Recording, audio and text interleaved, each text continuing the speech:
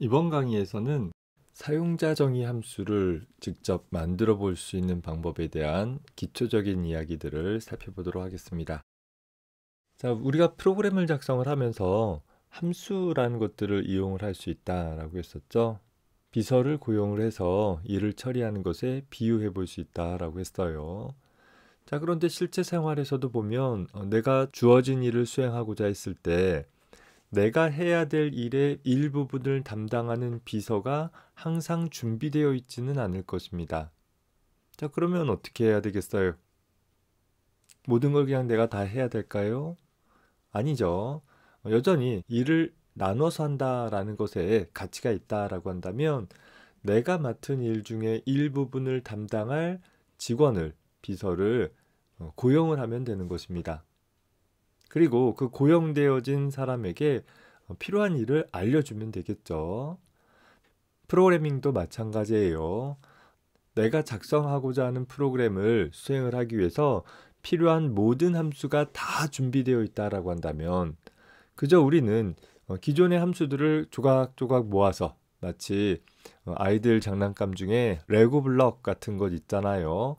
필요한 기초 단위 블럭들을 모아가지고서 자동차도 만들고 성도 만들고 다양한 형태의 애들을 구성을 해나갈 수 있으면 좋을 거예요. 그런데 작성하다 보니까 해당하는 블럭이 없어. 그러면 어떻게 해야 되느냐? 라고 하면 그냥 포기해버릴 것이 아니라 그 단위 동작을 할 수 있는 함수를 내가 직접 만들어 볼 수 있지 않겠느냐라는 것입니다. 어차피 함수라는 것은 연관된 동작들을 수행을 하기 위한 문장들의 집합에 불과한 것이기 때문에 그 일을 하기 위해 필요한 문장들을 내가 따로 구성을 해서 한 덩어리로 하나의 블럭으로 구성을 해 놓는 것이죠. 그러면 그 일이 필요한 경우에 나중에 쉽게 갖다 사용을 할 수 있다라는 장점도 있는 것이고 전체 프로그램에 있어서 그 일이 해줘야 할 부분들을 일일이 기술하지 않더라도 그저 하나의 함수 출문을 통해서 좀 더 간단 명료하게 호출을 해서 사용을 할 수 있다라는 장점이 생기는 것입니다. 자, 그래서 일단 우리가 본격적으로 프로그래밍에 대해서 다루기 전에 사용자 정의 함수는 어떻게 만들 수 있는가에 대해서 살펴보도록 하겠습니다. 자, 우리 지난 강의에서 다뤘던 부분들을 좀 떠올려 보면 하나의 프로그램에서 함수를 사용을 하기 위해서는 일단 함수를 부르는 함수 호출문이라는 것이 있었죠. 다만 존재하는 모든 함수에 대해서 컴파일러가 다 알고 있지는 않기 때문에 현재 내가 작성한 함수 호출문이 문법에 맞게 호출되어졌는지를 판별할 수 있도록 누가 컴파일러가 확인을 할 수 있도록 어떤 정보를 제공을 해줄 수 있는 구문으로 뭐가 있었어요? 우리 지난번에 printf라는 함수를 사용을 하기 전에 얘는 이러이러한 형태의 함수이다 라는 것을 전처리기 명령어인 include stdio.h 라는 구문을 통해서 전처리기 명령어를 통해서 기술을 해주었어요. 자, 그 구문 안에는 무엇이 들어있느냐 하면 printf라는 함수가 어떻게 호출되어질 수 있는 함수인지에 대한 어떤 정보가 담겨져 있다라고 했었죠. 그 정보를 바로 우리는 함수의 선언이라고 표현하는 것이에요. 자, 함수의 선언이라는 것은 함수가 구체적으로 어떻게 동작하는지에 대한 얘기는 관심이 없어요. 실제 무슨 일을 하는지는 상관이 없고 그저 어떻게 호출되어져서 사용할 수 있는지, 즉 이름이 뭔지, 또 호출 시 전달되는 값이 있는지, 있다면 어떤 타입으로 몇 개나 전달할지, 또 함수가 일을 끝마치고 나서는 호출 측으로 뭔가 반환하는 값이 있는지, 있다면 그 타입은 무엇인지에 대한 기본적인 호출 인터페이스에 대한 기본적인 사항들을 기술을 하고 있는 그런 구문입니다. 그래서 보통 함수의 선언문은 함수가 호출되기 전에 나오면 돼요. 그래서 보통은 헤더 파일이라는 별도의 파일에 연관되어진 라이브러리에서 제공하는 함수들에 대한 선언을 같이 기술을 해놓으면 그저 우리는 그 함수들이 필요한 곳에서 지난번에서와 마찬가지로 include라는 구문으로 헤더 파일을 간단하게 참조하면 그 파일의 내용이 현재 샵 include라는 구문 자리로 대체 삽입되어진다라고 했었죠. 물론 꼭 헤더 파일로 지정해줘야 되는 건 아니에요.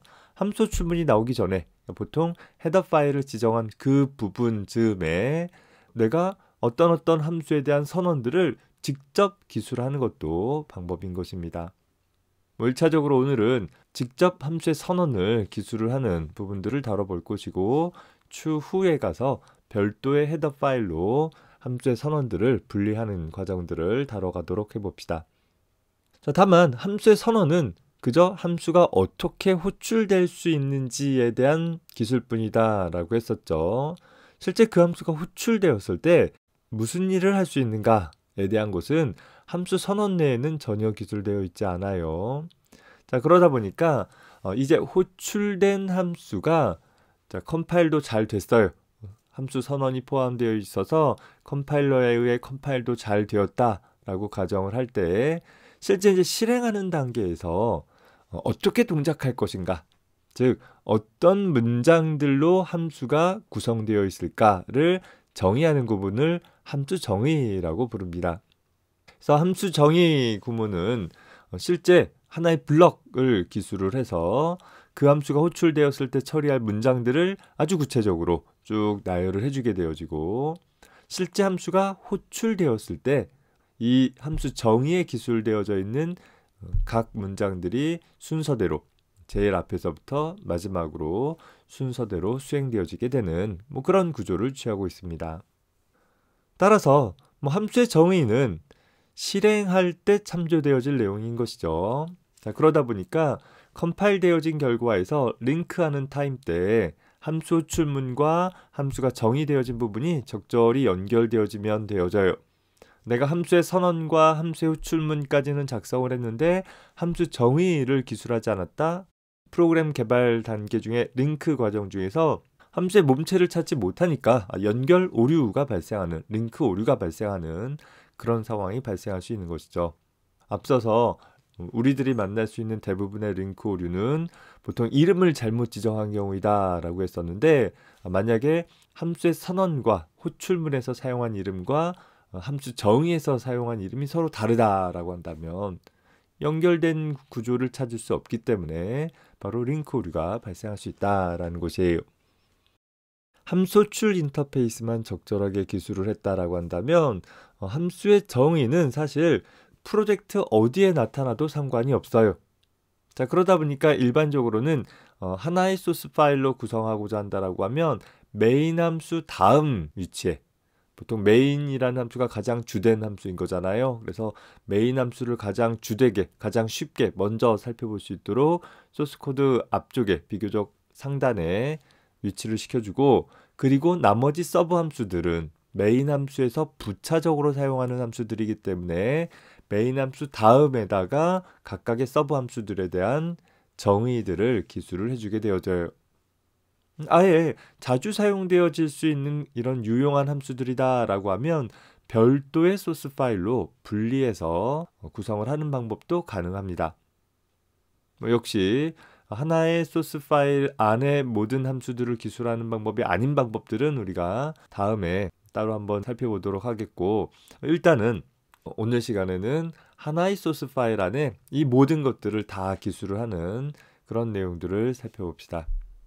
자, 정리해서 보면 우리가 하나의 사용자 정의 함수를 작성한다라고 한다면 크게 세 가지 부분으로 나뉘어진다라는 것이죠. 자, 일단 함수를 구동시키기 위해서 함수를 실행하는 행위를 함수를 호출한다 라고 표현을 했고, 함수 호출문이 컴파일 되어질 때, 일단 프로그래머가 작성한 프로그램 소스 코드는 컴파일 되어져야지 실행될 수 있겠죠.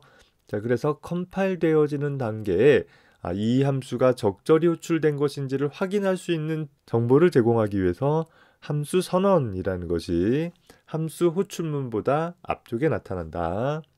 자, 더불어서 컴파일은 제대로 되었지만 실제 이제 링크 타임 때 어떻게 동작할 것인지와 같이 연결이 되어져서 실제 실행 파일 내에 포함되어질 수 있는 그 함수가 동작할 문장들은 함수의 정의라는 구문으로 보통 메인 함수 뒤쪽에 위치하게 되어진다. 이렇게 정리를 해둡시다.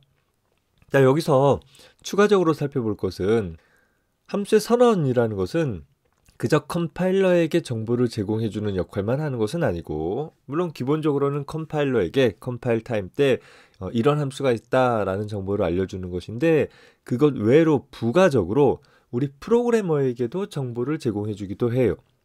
보통 함수 출문 전에 선언이 나와 있다라고 했으니까 프로그래머는 내가 호출할 어떤 함수가 어떤 이름을 갖고 있는지, 또 호출할 때 어떤 정보들을 넘겨받고 다시 반환받는지, 이런 정보들을 확인해 보기 위해서 굳이 함수의 정의를 들여다보지 않더라도 함수의 선언을 참조해 봄으로써 간단하게 확인해 볼 수 있기도 하다라는 거예요. 뒤에 가서 다시 소개하겠지만, 만약에 표준 입출력 라이브러리 함수 안에 우리가 사용했던 printf라는 함수와 같은 표준 입출력 라이브러리 함수 안에 어떤 또 다른 함수들이 있는가를 알고자 한다라고 하면 어떻게 보면 되겠어요? 인터넷을 검색해 보거나 혹은 교재 같은 걸 뒤적뒤적 해볼 수도 있지만, 더 근본적으로는 바로 표준 입출력 라이브러리 함수들에 대한 선언을 담고 있는 stdio.h라는 헤더 파일의 내용을 열어보면 된다라는 거예요. 그 파일의 내용을 살펴보면 그 안에 어떤 함수들이 있다라는 것들이 기술되어 있을 수 있겠구나 라는 것이죠. 네, 한번 참고해 보기 바랍니다. 자, 각 과정에 대해서 조금 더 세부적으로 살펴봅시다. 일단 함수를 선언한다 라고 하는 것은 내가 호출하기 전에 필요한 정보를 제시해 줄 수 있는 그런 용도이다 라고 했었죠. 자, 그래서 앞서서 간단하게 소개했듯이 함수를 선언을 하기 위해서는 기본적으로 3가지 정보를 기술을 하게 되어져요. 첫 번째는 함수 이름, 어떤 이름의 함수가 존재하는지. 자, 두 번째는 그 함수가 호출되었을 때 어떤 정보들을 전달받을지. 그리고 마지막으로 그 함수가 호출을 끝내고 반환되었을 때는 어떤 값의 데이터를 반환할지.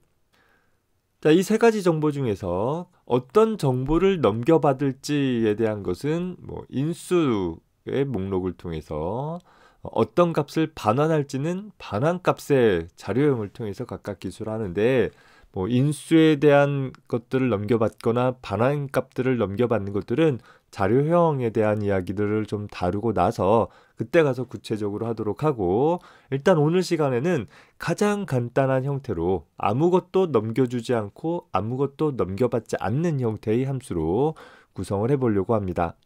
앞서서 우리 메인 함수 소개할 때 다뤄봤지만, 함수 호출 시 아무것도 넘겨받지 않는다라고 하면 여기에다가 빈 괄호로 비워두거나 아니면 명시적으로 void라는 키워드를 써주어서 나는 그냥 호출만 돼, 아무것도 전달받지 않고 호출만 될 거야 라는 것을 명시적으로 나타낼 수 있고, 자, 반면에 함수가 일을 끝내고 나서 복귀할 때 역시 함수에서 호출 축으로 아무것도 전달하지 않을 거야 라는 의미를 명시적으로 나타내기 위해서는 이 앞을 비워두면 되는 게 아니라 void라는 키워드를 꼭 써줘야 한다라고 했어요. 비워두면 정수값이 반환되는 것으로 간주되어진다라고 했었죠. 그래서 어디는 비워두면 정수고 어디는 비워두면 void고 이런 것들이 헷갈릴 수 있으니까 아예 아무것도 주고받지 않는다라고 하면 void라는 키워드를 명시적으로 써줌으로써 함수의 호출 인터페이스를 좀 더 분명하게 해볼 수 있을 것입니다. 일단 이번 주에는 함수 호출 시 주고받는 데이터가 아무것도 없다라고 간주하고 그냥 간단한 형태로 구성하도록 하고요. 하나 살펴볼 것은 어떤 이름의 함수를 가지고서 무엇을 넘겨받고 무엇을 반환하는지를 하나의 선언문으로 구성하게 되는 거예요. 그래서 반드시 세미콜론으로 끝난다라는 것만 하나 유의를 해둡시다. 자, 일단 이번 주에는 주고받는 데이터는 생각하지 않는다라고 했으니까 빼놓고, 자, 나머지 함수 이름이라는 부분은 어떻게 작성을 할까 좀 생각을 해봅시다. 그저 어떠한 문자들의 나열이면 다 되는가? 그건 아닐 수 있을 거예요. 보통 이렇게 프로그램이 수행되어지면서 프로그래머가 직접 이름을 정의해서 사용하는 경우, 또 직접 정의한 이름 같은 경우를 식별자라고 불러요. 자, 여러분들은 여러분들 가정에 돌아갔을 때 다른 가족 구성원들과 서로 식별되어지기 위해서 무엇을 갖고 있죠? 그쵸? 이름을 가지고 있죠? 부모님이 여러분들에게 지어주신 각각 고유한 이름을 갖고 있을 거예요. 아마도 한 가족 구성원 내에는 이름이 같은 구성원이 존재하지는 않겠죠. 왜? 헷갈리잖아요. 길동아라고 불렀는데 우리 집에는 길동이 2명 있어. 그러면 헷갈리잖아요. 그래서 아마 서로 다른 형제들 간에 또 가족 구성원들, 친족들 간에는 같은 이름을 갖지 않도록 할 것입니다. 자, 그러나 여러분들이 이제 학교에 입학을 하고 보니까 학교에는 우연히 이름이 같은 친구들이 있을 수 있어요. 자, 그래서 학교에 입학한 각 학생들을 다시 식별하기 위해서는 뭐가 부여되어지죠? 그쵸? 학번이라는 것이 부여되어진다라는 거예요. 아무리 이름이 같다 하더라도 학번을 다르게 부여해 줌으로써 입학 연도, 학과 등에 따라서 학번을 다르게 부여해 줌으로써 각각의 학생들을 명료하게 식별할 수 있다라는 거예요. 자, 더 나아가서 우리나라 사람이다라고 한다면 출생신고시 주민등록번호라는 것을 부여받아서 대한민국 한 국민으로서 각각을 또 식별할 수 있도록 할 수 있는 방법들이 제공이 되는 것입니다. 이렇게 식별자라 함은 프로그래머가 프로그램을 작성을 하면서 하나와 또 다른 하나를 구별할 때 사용할 수 있는 이름인데, 우리가 작성하고자 하는 함수 역시 다른 함수와 이 함수를 구별하기 위해서 식별자라는 것이 필요하다라는 것입니다. 자, 그 식별자는 그 함수를 만드는 사람이 정의를 해주면 되는 거예요. 자, 다만 식별자를 작성하기 위해서는 몇 가지 규칙이 있는데 그 규칙을 좀 살펴보도록 합시다. 자, 식별자를 작성하는 첫 번째 규칙은 식별자는 알파벳 문자와 숫자 문자를 주로 사용을 한다라는 것이에요. 물론 알파벳이나 숫자 문자를 이용한 최소 한 글자 이상, 한 글자도 쓰지 않고 무엇인가를 식별할 수는 없잖아요. 그래서 최소 한 문자 이상으로 구성되어지되 주로 알파벳과 숫자 문자를 이용을 한다라는 것입니다. 자, 알파벳 같은 경우는 대소문자를 엄격하게 구분하게 되어져요. 소문자 A와 대문자 A는 서로 다른 알파벳으로 간주한다라는 거죠. 자, 그리고 하나의 식별자의 첫 글자에는 숫자 문자가 올 수 없다라는 제약이 하나 있습니다. 즉, 숫자 문자로 시작되어지는 이름은 식별자로 사용하지 못한다라는 거예요. 자, 그리고 나서 추가적으로 각종 기호 문자들이 있을 텐데, 그런 기호 문자들은 이제 우리 뒤에 가서 연산자라고 배우게 되어질 텐데, 프로그램 내부에서 특정한 연산을 기술하는 기호로 사용되어지기 때문에 그런 기호 문자들이 식별자 내부에 포함되어져 있으면 역시 식별에 혼란이 생길 수 있겠죠. 그래서 기본적으로 각종 기호 문자들은 공백 문자 포함해서 알파벳이나 숫자 문자가 아닌 다른 여러 가지 문자들은 식별자의 일부로 사용할 수 없다라는 거예요. 다만 예외적으로 언더스코프라고 해서 이렇게 밑줄 문자 있죠. 쉬프트 키 누르고 나서 마이너스 눌러주면 입력되어지는 그 밑줄 문자에 한해서는 식별자에 포함되어질 수 있다라는 거예요.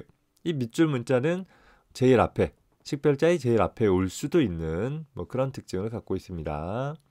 기억하기로는 알파벳과 숫자 문자 그리고 이 언더스코프라고 불려지는 밑줄 문자만 식별자로 사용할 수 있되 첫 자에는 숫자가 올 수 없다. 그렇게 기억해 주면 되겠어요.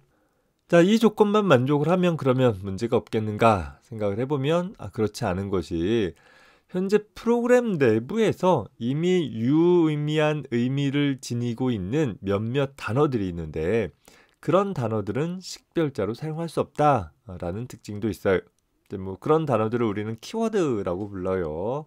키워드에 대해서는 뒤에 가서 다시 살펴보도록 하고, 일단 이런 최소 규칙 몇 가지가 있고 이것만 지킬 수 있다라고 한다면 어떤 형태의 단어도 하나의 식별자로 여러분들이 구분을 하면 되기 때문에 가능할 것입니다. 물론 식별자의 최대 길이에 대한 제약도 있기는 해요. 너무 긴 식별자는 오히려 식별하기 혼란스러울 수 있고 사용하기도 혼란스러울 수 있기 때문에 바람직하지는 않을 것이에요. 뭐 여기서 너무 긴이라는 것은 뭐 수십, 수백 개의 문자로 구성되어진 식별자 같은 것을 의미합니다. 뭐 일상적으로 우리가 작성하는 이름들은 뭐 한 10자 내외 정도의 좀 짤막한 단어들일 것이에요.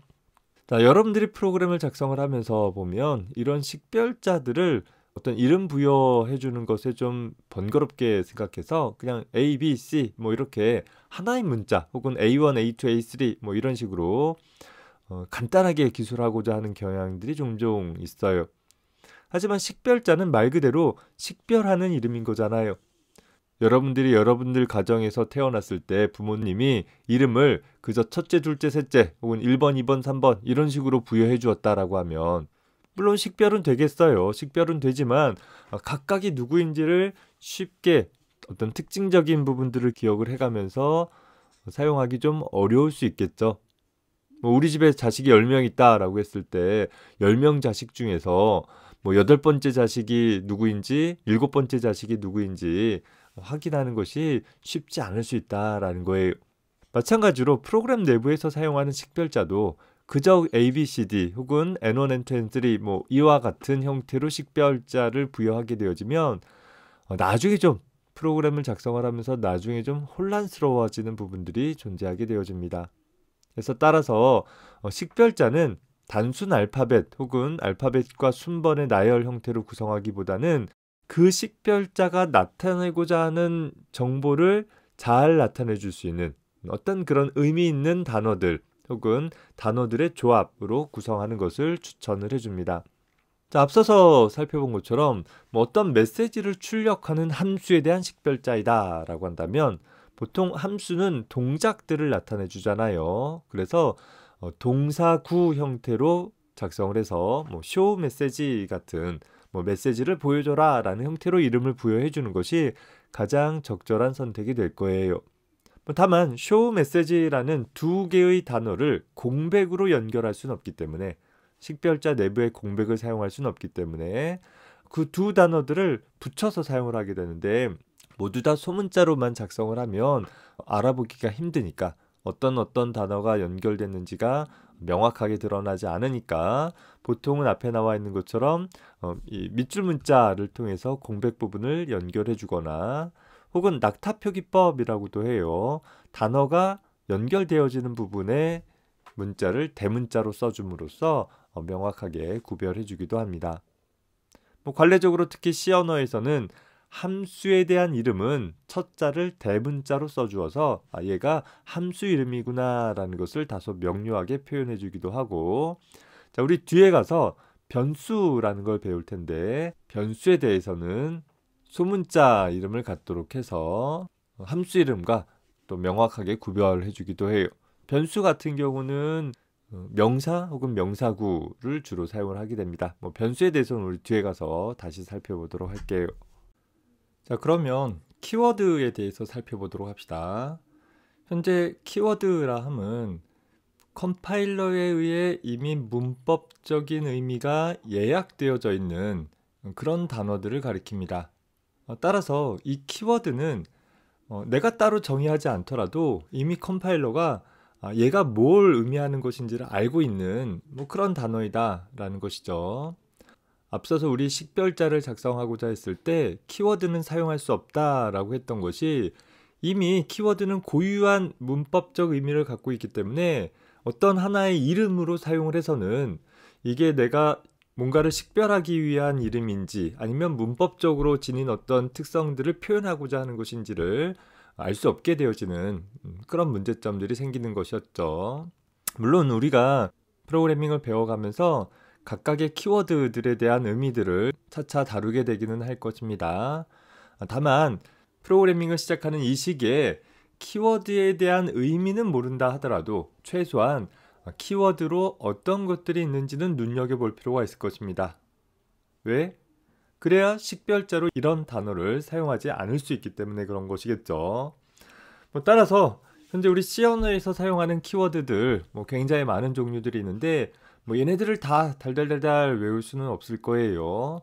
다만 이 중에서 내가 어떤 이름, 식별자를 지을 수 있는 이름, 앞에서 어떤 명사나 동사 같은 것들을 이용을 해가지고서 네, 뭐 함수나 변수의 이름들을 지을 수 있다라고 했었는데 그런 이름에 사용되어질 것 같은 키워드들은 좀 눈여겨 봐두는 것이 도움이 될 것입니다. 뭐 예를 들어서 현재 뭐 타입 df 뭐 이런 식의 이름을 내가 지을 리는 없을 것 같아요. 뭐 일상적으로 우리가 쓰는 단어들이 아니잖아요.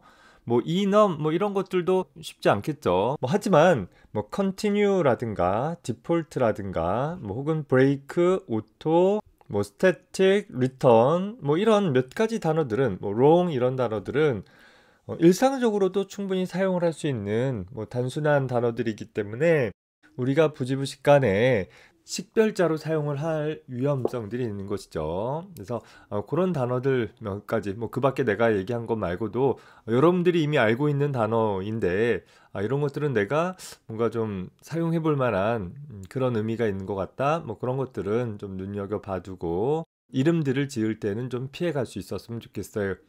뭐 그런 측면에서 본다라고 하면 우리가 하나의 식별자, 즉 이름을 지을 때에는 한 단어로 달랑 짓는 것보다는 이렇게 몇 단어의 조합을 통해서 짓는 것도 한 방법일 거예요.